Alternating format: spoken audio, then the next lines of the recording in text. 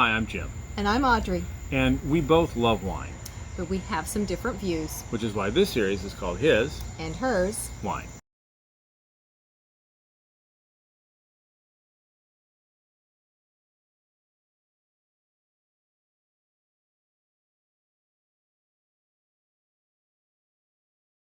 Okay, what are we going to talk about today? Well, today I wanted to talk about labels, right? Because wine, let's face it, it's a business, This is true. Right. Important to remember. right?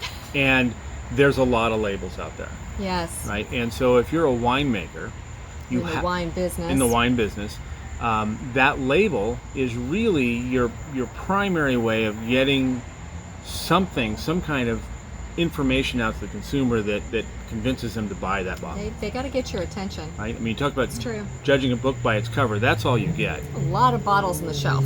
Yep, yep. And some bottles, some winemakers, particularly America, and other countries are starting this too, have wild or crazy labels or Yes. gimmicky labels. It's all a matter of, you're in a crowded field and saying, hey, look at me, give me a shot. Mm-hmm. Whereas traditionally, and traditions are changing everywhere, Right. but traditionally in Europe, particularly in places like Italy and France, they're all about their history and their legacy and their being part of that culture that's been around for thousands of years. And so True. if you look at, like, for example, a champagne, this is a champagne that we import. Okay, very yes. very simple label, not much information there, very simple. No catchy pictures, no crazy Don't stuff. judge a book by its cover. This is actually not only is it very good, Yes. but it's also very expensive, very exclusive. In fact, one of the most exclusive champagnes in the world. But very, very simple. You wouldn't know that. Looking at the wine shop, unless you knew, you Right. wouldn't know. And that's, a lot of times when you're in those areas, you look for the ones that you're familiar with and and the ones that are more rare can be very valuable, and you just don't recognize them because they're not as well known. They're rare. And they're not screaming at you, That's right. right? So, but other than that, is there information that a wine consumer can glean from a label that's going to give them information about what's in the bottle and whether or not they're going to like Well, that? I know when you start out and you're in the U.S. and we're, that's what we go to. We go to all our U.S. wines. That's what we understand. That's how we learn. That's pretty much usually tells me the information I'm looking for because it says Cabernet Sauvignon right on the label, very, very big. So I know what I'm getting with that. That's true, because it's very important to us in America and in winemakers. The type of wine, the type of grapes that are in there is paramount. And so it'll say Cabernet Franc, Cabernet Sauvignon, Sauvignon Blanc. It'll say it right up front. Now, and be those are- organized in the shop that way. They are organized in that way, but what people don't realize too, though, is there's blending going on all the time. But in the U.S., their rule to have that in the bottle is they have to have 75% of that grape in order to have that big label on there that says Chardonnay or Cabernet Sauvignon. Otherwise, it would be classified as a red blend or a white blend. But if it has 75% of that grape in there, then they can put that big label. And that's what we're used to shopping with in the U.S. And this is actually fairly new phenomenon because, in my parents' time, they bought red table wine or white table wine, right? That's I mean, true. in fact, even the high-end snooty, you look at the James Bond movie from the 60s, From Russia with Love, right? He's able to figure out that the bad guy's the bad guy because he orders red wine with fish, right? Red wine with... Oh, evil. Evil. He's clearly clearly evil. Clearly wrong. not to be trusted. So if you go over, though, and you're shopping and you go over to the old countries, that can be a bit confusing. It can be because what's important there is where the wine is from. Like, not just the country, Right. or the part of the country, but down to, in fact, the very town or the part of the town, right? They're precise. They're precise. I mean, and if you go to Italy, France, and other places, they'll have these ancient books where monks from the 8th century have mapped out, by square footage. This soil produces better wine than this soil, and they've got it all mapped out. And they're still to this day using some classification systems They were based doing on that. statistics back then. From hundreds and hundreds, statistics. hundreds and hundreds of years ago, to the point that a champagne from a Grand Cru vineyard, Right. that's been designated Grand Cru since 800 AD or Yes. something, and it still carries that.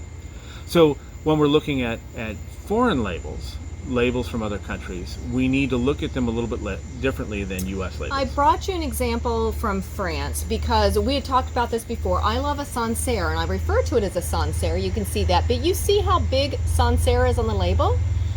People who are not familiar going over into France would just assume that this is the grape. And they see a lot of them all together on the shelf, and they think this is the grape. This is the area. So Sancerre is actually within the Loire region. So you're thinking about a town within a county, kind of, is how we might think of it. Sancerre is in the Loire Valley. But the grape that's in here is actually a Sauvignon Blanc. But this is how they would classify it in France, as Sancerre in the Loire Valley. Right, absolutely, because where it's from is paramount. One of my favorites, I love the Gigondas. So I refer to it as a Gigondas again. But the Gigondas is the area. It's in the Rhone Valley. What's inside here is a Grenache grape, and it is delicious, fantastic. But the Gigondas, it's about the area, and it is close to Châteauneuf-du-Pape, which is also another area. But that's how they are organized when you go into the shops quite often. And you can guarantee that if a wine was made in the Châteauneuf-du-Pape region, that's going to be all over the label. This is Châteauneuf-du-Pape. Yep, right? because that gets your attention. Absolutely, absolutely. Well, but then within the European countries, most European countries have a governing body that certifies the wines based upon various classifications. But each country does classifications a little bit differently, right? Yes. And so what did you bring us today to talk about that? So to explain, I start with some Italian wine. So what I have here is a Nebbiolo d'Alba. Okay, this is an Italian wine. It's a Nebbiolo is the grape. Okay, so they do actually in Italy tell you what the grape is, usually, depending, right? Because region to region they actually have different cultures within the wine. What else do they use to help us there, though? They got something on the top. Okay, this extra band here is put there by the governing body that has determined that this is a DOC wine. This is DOC. What is DOC? Well, DOC, don't ask me to pronounce it in Italian. Yeah, we're not going to try that. And my Italian's worse than my French. We would slaughter it. But yeah, we don't want a lot of angry people. Yes. But DOC, it's a controlled region. And so what the governing body is telling us is they've approved this wine as having grapes from that region, guaranteed to be of a certain quality from that region. And that is a high classification. Now, if you happen to be in that area, you happen to be in the d'Alba area, and you get a bottle of wine in town that doesn't have any of that stuff on there, it may be spectacular. Oh, yes. It may be wonderful. But the labeling really is about telling people outside of Italy, outside of the country, who don't really know. So you see a bottle of wine, you want to know something about it, that DOC is going to tell you a lot about it. We're shopping for it. That's for our knowledge there. Now, Italy does have one grade above that, Yes. and that is the DOCG, right? DOCG is DOC with the added G for guarantee. It's guaranteed to be of a specific quality, a higher So quality. with his grading reference, this is like an A+ to the A. Right, exactly, exactly right. And then it's going to have the other information. This one happens to be a Chianti Classico. It happens to be from the Chianti region. We happen to know it's Sangiovese grapes. You wouldn't know that from the front because, again, what's important is the region and the fact that it's DOCG. And you can tell that because of the rooster, or sometimes laughingly refer to it as the other name for that particular animal. Yeah, we're just going to skip that. We're adults here, okay? Now those are classifications that Italy uses. In Spain, they have a different classification, although it's very similar. If you see there, this is a wine from Priorat, and it's designated as DOQ. Okay. And I like the little emblem they have there. I don't know if you can see that on there. You see, it's like a seal, right? Like a seal you would Seal have of approval. Yeah, seal of approval. As opposed to seal that eats fish and So swims in the how ocean. a DOQ is that? It's a very similar, but there's only two regions in Spain that have been designated DOQ. Okay. Okay. One is a quite large region, Rioja, which is quite Oh, large, yes. right? Love a good Rioja. Yeah, absolutely. And when we were there, what we saw is there's many different styles of Rioja, very many different ways of making it. Right. That is a vast region. Vast. On the other hand, Priorat is this tiny little valley, tiny little spot there in the south of Spain that's maybe one mountainside and a couple of valleys, and that's it. That's all of Tiny Priorat. little spot with some really good wines. Some spectacular wines, and when you see that DOQ, that's very similar to a DOCG in Italy, Yes, right? good comparison for that. And Germany is going to have a whole different classification. So we're not going to get too deep into the weeds because we could be on this for days, right? Yes, and there is. you can certainly look up on the internet the classification system for each country and each region.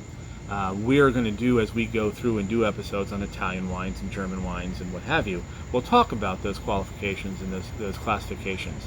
But I think it's important to know the kind of information you can glean. Now, the last little bit is many of these wines, not all of them, many of them, now here's the Sancerre, I'll give you the Sancerre, right? Very good, high quality wine, does not have the year on it, right? The Champagne that I said, very rare, very exclusive Champagne, does not have the year anywhere on the label. The year is not there. However, a lot of the other ones, the Gigondas that you showed, does. So why do some of them have a year and some don't? So some of them, their goal is to just meet a consistent standard year over year. That is what they are working for. They might have a year when they have excess grapes and they store those to blend at another year when the grapes might be struggling. They just need to make sure they're maintaining that quality year over year. If they have an exceptional year and they want to really designate that one, mark it on the label, that's when you're going to see that year. That's a vintage year for them because it was an exceptional year. Right, and I think, it's almost passé now, but people would say, is this a good year or a bad year? We've almost eliminated bad years. They certainly have bad years, but being able to blend grapes from what we call vertical, year over year, right. Being able to blend the juices from the grapes allows them so that every time that you buy, for example, this particular brand of Gigondas, it's going to taste like what you expect. You're not going to be shocked or surprised by what you find in the bottle. But although we've eliminated maybe the bad years, what we now have is good years and exceptional years. Exceptional years. Exceptional and years. there are some very well-known makers and winemakers and brands that each year is designated by a vintage because they are just at that top level, that it's a creative experience every year.